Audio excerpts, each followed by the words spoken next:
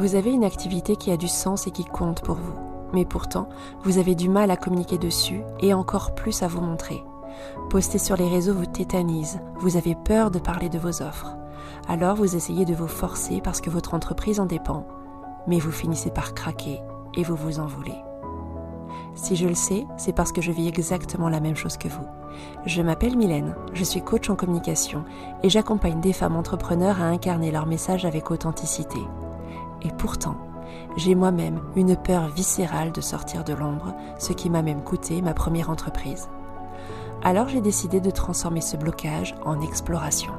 Ce podcast, c'est un peu mon journal de bord, un chemin pour oser incarner mon message, documenter et partager avec vous en temps réel. Mais c'est aussi un espace pour rencontrer d'autres femmes, entrepreneurs et expertes qui apporteront un nouvel éclairage sur ces questions que l'on se pose. Alors si vous aussi vous portez quelque chose qui mérite d'être entendu mais que vous n'arrivez pas encore à le faire rayonner, je vous invite à cheminer avec moi. Bienvenue dans Réflexion. Bonjour et bienvenue dans Réflexion. Je suis très heureuse de vous retrouver pour ce nouvel épisode. Depuis février, mois de lancement de ce podcast, je devrais avoir mis en place une routine de publication sur Instagram. J'ai un carrousel de présentation qui est prêt, enfin quasiment prêt, mais malgré tout le temps passé à le peaufiner, il est resté sagement rangé dans Canva. J'ai parfois l'impression que mon compte, c'est devenu comme un musée de beaux contenus qui ne seront probablement jamais publiés. Pas assez bien, pas assez joli, pas assez intéressant, pas assez abouti. Enfin bref, je pense que vous voyez bien de quoi je parle. Alors aujourd'hui, j'avais envie d'explorer ça avec vous, pour essayer de comprendre pourquoi ce carrousel reste coincé dans mes brouillons au lieu d'être partagé. Parce qu'en réalité, le problème, ce n'est souvent pas le carrousel. Le problème est ailleurs. Alors j'ai cherché, je me suis questionnée, beaucoup, et quelques hypothèses me sont apparues que je souhaite vous partager, pour savoir si cela résonne en vous, ou si vous avez identifié d'autres raisons auxquelles je n'ai peut-être pas pensé. Bien sûr, il y a les blocages liés à l'image, à la visibilité, dont nous avons déjà parlé, et à beaucoup d'autres domaines que nous continuerons d'aborder ensemble. Mais aujourd'hui, j'avais envie de m'arrêter sur l'un d'eux en particulier, qui se situe quelque part entre une lassitude de voir toujours les mêmes contenus, une perte du plaisir de créer et une quête de retrouver ce qui me ressemble vraiment dans ma communication. Pour vous poser rapidement le contexte, voilà où j'en suis vraiment en ce moment. Pour ce podcast, j'arrive à être régulière, constante. Tous les 15 jours, je suis là avec vous et j'ai beaucoup de plaisir à préparer chaque épisode. Mais pour le reste, Instagram, la communication au quotidien, montrer ce que je fais. J'avoue que j'avais imaginé pouvoir débloquer tout ça plus rapidement, mais pour l'instant, impossible, je n'y arrive pas. Et ce n'est pas qu'une question d'organisation. Je peux avoir un calendrier éditorial parfaitement rempli, des posts tout prêts, des visuels finis, et tout de même ne rien poster. Ça ne change rien. Si j'ai identifié ma difficulté à me montrer, à prendre la parole, j'en suis venue également à me demander si quelque chose ne s'était peut-être pas cassé à un moment donné, quand j'ai tout lâché sur mon ancienne activité, quand j'ai arrêté de communiquer complètement. Est-ce qu'il y a une rupture quelque part ? Est-ce que je n'ai pas perdu quelque chose en route ? Je ne sais pas encore. Ce que je sais, c'est que le cœur du nœud du problème, je ne l'ai peut-être pas encore complètement identifié. Alors j'essaye de moins culpabiliser, déjà parce qu'à part me faire du mal et me sentir encore plus mal, ça ne sert à rien, pour essayer de juste observer ce qui est en train de se passer. Et puis cette semaine, quelque chose m'a sauté aux yeux. J'ai une overdose. Une overdose de tous ces posts qui se ressemblent tous, de tous ces conseils communication qu'on voit partout pour vous apprendre à flatter l'algorithme, façon mode d'emploi ou checklist, de toutes ces injonctions qui nous disent ce qu'il faut faire et ne pas faire. Et pour être honnête, j'avoue que je ne m'y retrouve plus. Et avec les intelligences artificielles aussi, même si ces outils peuvent nous apporter plein de richesses, je me rends compte que je commence à saturer.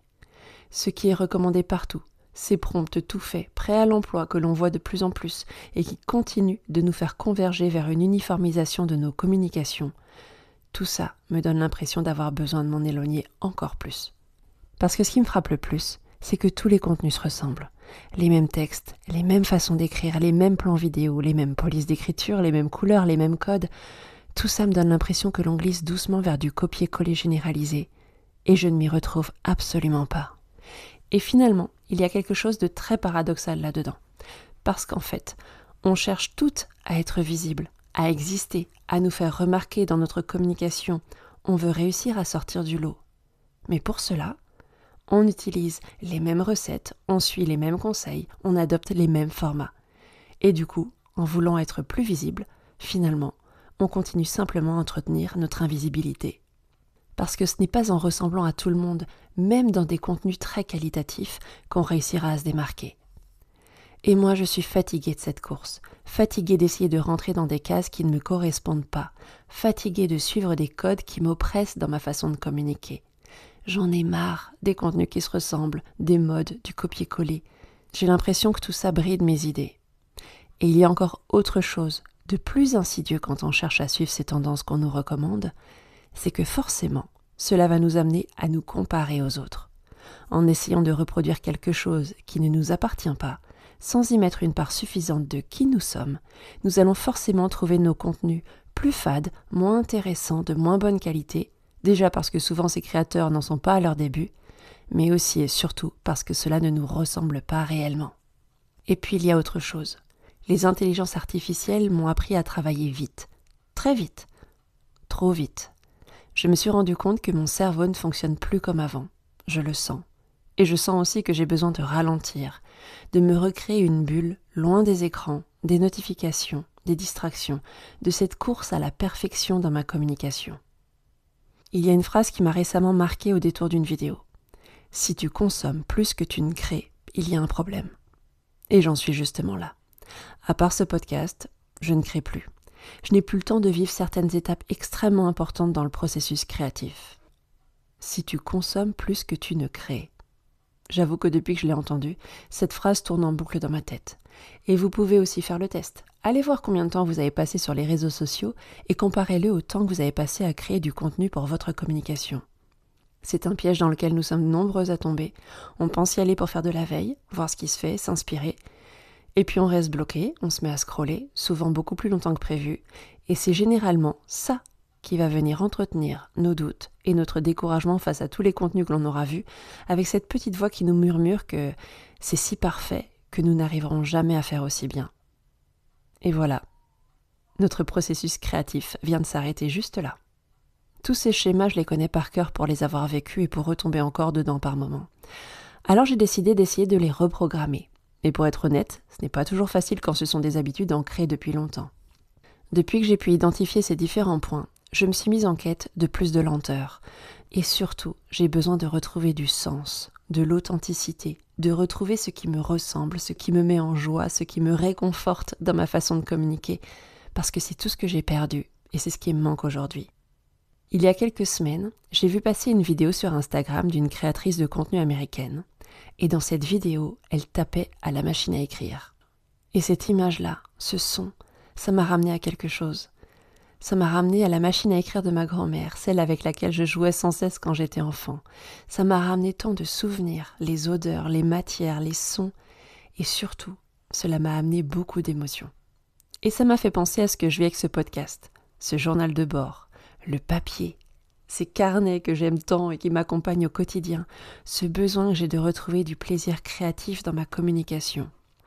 Alors cette semaine, j'ai fait quelque chose qui m'a mise profondément en joie.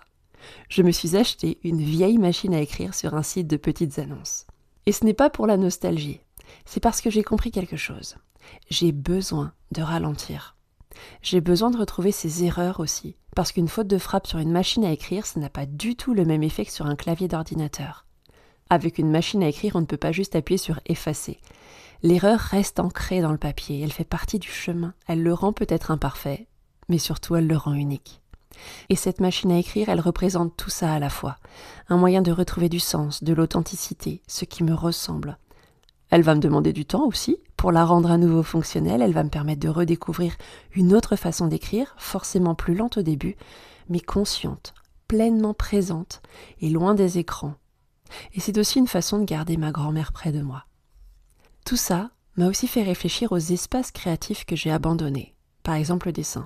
Plus jeune, je dessinais énormément, tout le temps, partout. J'étais douée. Et maintenant, j'y pense souvent. J'aimerais reprendre mes crayons, mais je n'ose plus. Alors, est-ce que c'est parce que je ne sais plus quoi dessiner ? Parce que je sais qu'avec le manque d'habitude, ce ne sera plus aussi bien ? Je ne sais pas exactement. Mais c'est un exemple d'espace créatif que je n'ose plus investir. Et ça crée un sentiment étrange, mêlé d'envie, de frustration, de résignation, d'abandon, comme si une partie de moi avait été perdue en cours de route. Et je me demande combien d'entre vous ont aussi abandonné un espace créatif qui avait de l'importance pour elles. L'écriture, la danse, la musique, la couture, la photographie ou encore la peinture. Qu'est-ce que vous ne vous autorisez plus à faire simplement parce que vous pensez que ce n'est plus pour vous ou que ce ne sera plus jamais assez bien? Et dans votre communication, c'est pareil.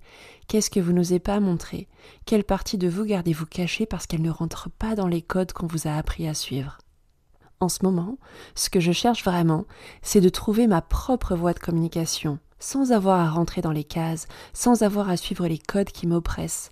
Trouver ma manière de communiquer à moi, celle qui me ressemble, qui me respecte et dans laquelle j'ai du plaisir à créer et à partager mon message.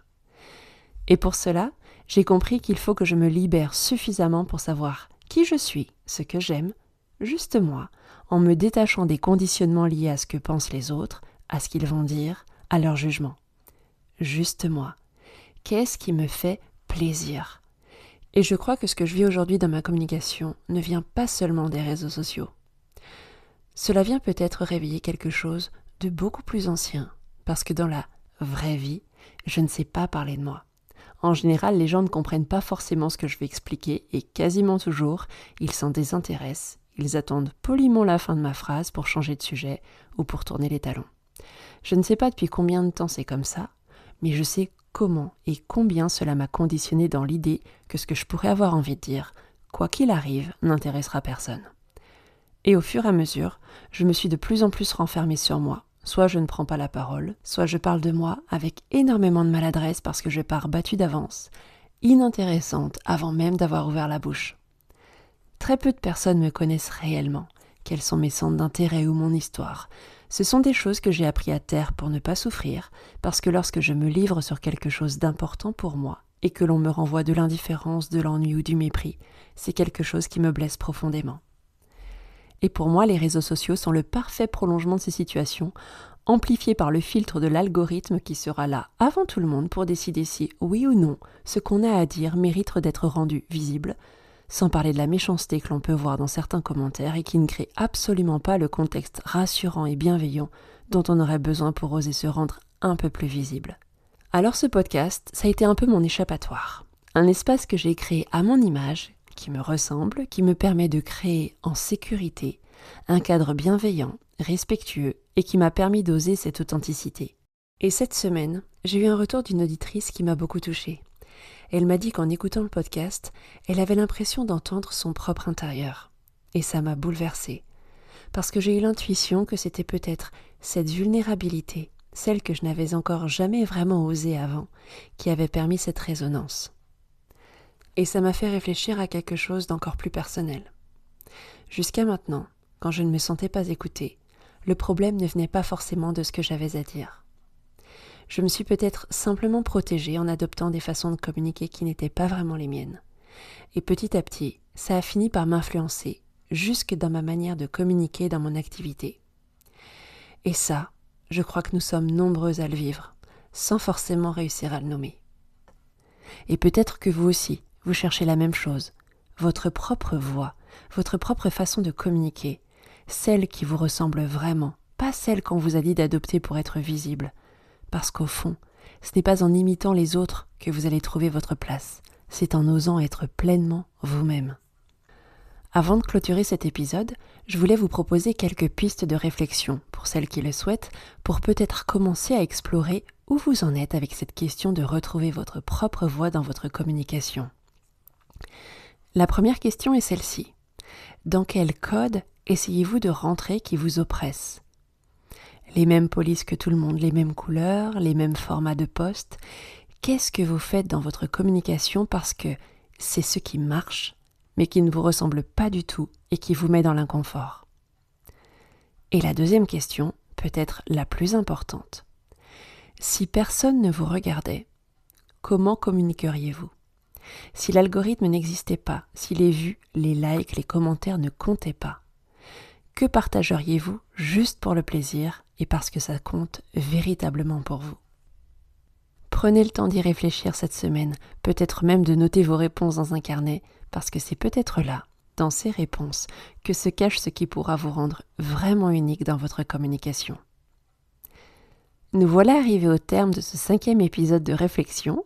Merci infiniment d'avoir été là, merci de m'avoir écouté et merci de continuer ce chemin d'exploration avec moi.